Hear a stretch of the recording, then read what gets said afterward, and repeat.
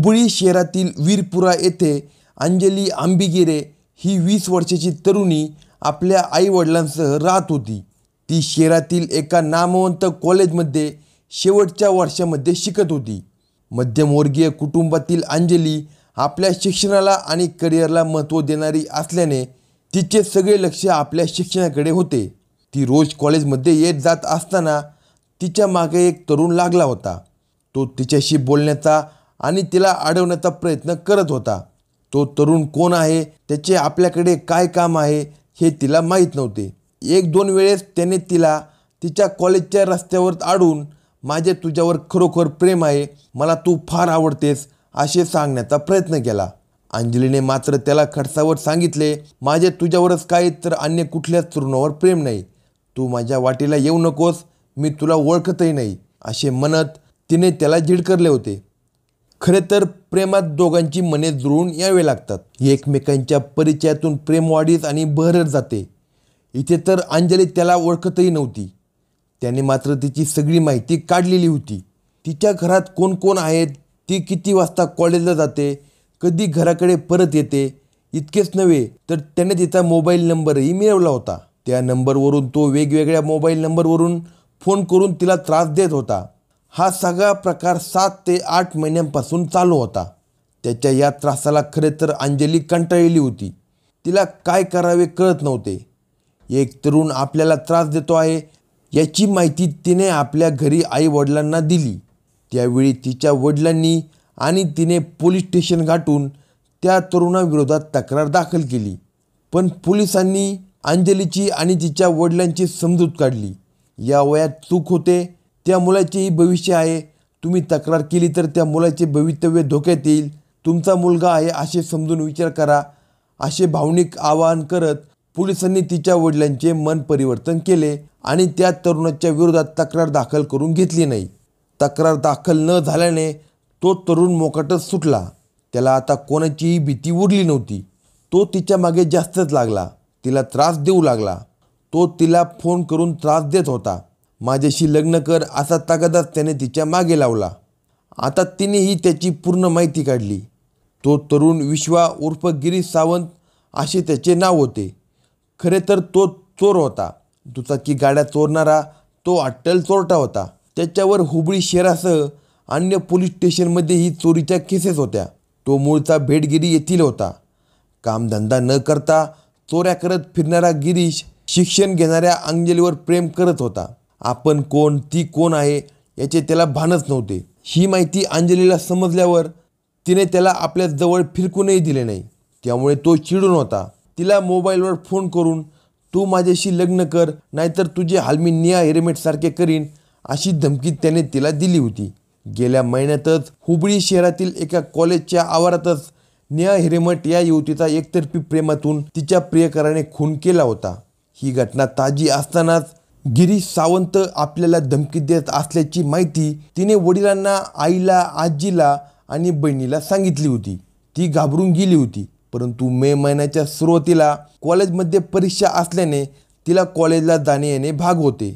खबरदारीचा उपाय म्हणून ती कॉलेजला जाताना आणि बाहेर जाताना आपल्याबरोबर आपल्या लहान बहिणीला किंवा वडिलांना घेऊन जात असल्यामुळे गिरीशचे काही चालत नव्हते. तरीही तो अनोळखी नंबरवरून फोन करून अंजलीला धमकावत होता. तिचे घराबाहेर जाणे त्याने मुश्किल केले होते. तो तिला मैसूरला पळून जाऊया असे सांगत होता.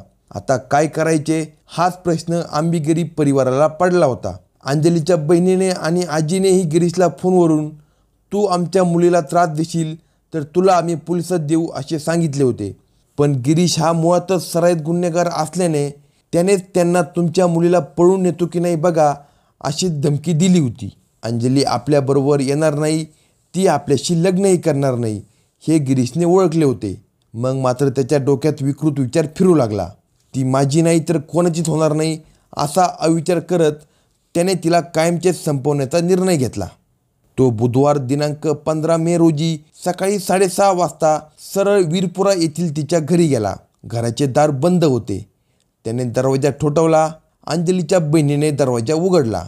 समोर गिरीश सावंतला बघितल्यावर तिची भीतीने गाळण उडाली. त्याच्या हातात धारदार चाकू होता. तो तिला बाजूला ढकलत ओरडतच अंजली झोपलेल्या खोलीत गेला. तिच्यासोबत तिची आजी पण झोपली होती. तो आत गेल्याचे बघून अंजलीच्या बहिणीने आरडाओरड करायला सुरुवात केली. तिच्या या ओरडण्याने तिची आजी जागी झाली. अंजलीलाही जाग आली होती. ती डोळे चोळतच उठली तर समोर हातात चाकू घेऊन गिरीश उभा होता. तिने ओरडण्याचा प्रयत्न केला, परंतु त्याने तिच्या तोंडावर हात ठेवत तिचे तोंड दाबले आणि चाकूने तिच्यावर सपासप वार केले. त्यासरशी ती ओरडतच खाली फरशीवर पडली. अंजली रक्ताच्या थारोळ्यातच निश्चित पडली आणि तिचा जागीच मृत्यू झाला होता. ती ठार झाल्याचे पाहताच हातातील चाकू नाचवत गिरीश बाहेर पळून गेला. अंजलीच्या बहिणीने या घटनेची माहिती आपल्या वडिलांना दिली. त्यावेळी तिचे वडील आणि आई घरात नव्हते. या घटनेची माहिती समजताच तेही घरी आले. घरासमोर लोकांची मोठी गर्दी झाली होती. अंजलीचा मृतदेह बघून सर्वांच्याच डोळ्यातून पाणी येत होते. घटनास्थळावरील आक्रोश मन सुन्न करणारा होता. या घटनेची माहिती भेंडीगिरे पोलिसांना देण्यात आली. पोलीसही तातडीने घटनास्थळी दाखल झाले. घटनास्थळी पोलिसांनी डॉग स्क्वॉड आणि ठसे तज्ज्ञांना पाचारण केले. घटनास्थळापासून थोड्याच अंतरावर जाऊन श्वान थांबले. ठसे तज्ज्ञ हे रक्ताचे नमुने घेत होते. पोलिसांनी पंचनामा करून या घटनेची माहिती अंजलीची बहीण आणि आजीकडून घेतली. अंजलीची बहीण संशयित आरोपी गिरीश सावंत याला ओळखत होती, कारण गेल्या 7-8 महिन्यापासून तो अंजलीला त्रास देत होता. याची माहिती त्यांना होती.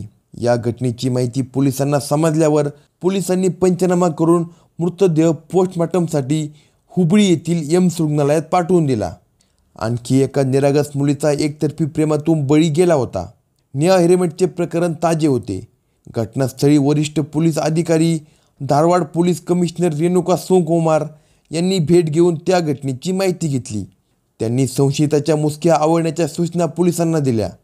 खरे तर या दोन्ही घटनेमुळे पोलिसांवर दबाव वाढला होता.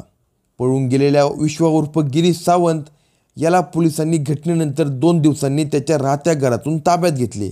त्याला भेंडीगिरी पोलीस स्टेशनला आणून चौकशी केली असता त्याने गुन्हा कबूल केला. अंजली आंबिगिरे हिच्या वडिलांनी दिलेल्या फिर्यादीनुसार अंजली आंबिगिरे वय 21 हिच्या खून प्रकरणी विश्वा उर्फ गिरीश सावंत वय 24 याच्या विरोधात भेंडीगिरे पोलीस स्टेशनला IPC कलम 302 नुसार गुन्हा दाखल करून त्याला हुबळी येथील न्यायालयासमोर उभे केले. न्यायालयाने त्याची रवानगी पोलीस कोठडीमध्ये केली. दरम्यान पोलिसांनी त्याच्याकडून गुन्ह्यात वापरलेला चाकू आणि दुचाकी गाडी जप्त केली. या घटनेचा पुढील तपास भेंडीगिरे पोलीस करत आहेत. या घटनेचे पडसाद कर्नाटक विधानसभेमध्ये उमटले. महिला व बाल विकास मंत्री लक्ष्मी हेब्बाळकर यांनी वरिष्ठ पोलीस अधिकाऱ्यांशी चर्चा करून या प्रकरणाचा तपास करण्याच्या सूचना दिल्या. तसेच यातील संशयित आरोपींना कडक शिक्षा व्हावी अशी मागणी केली.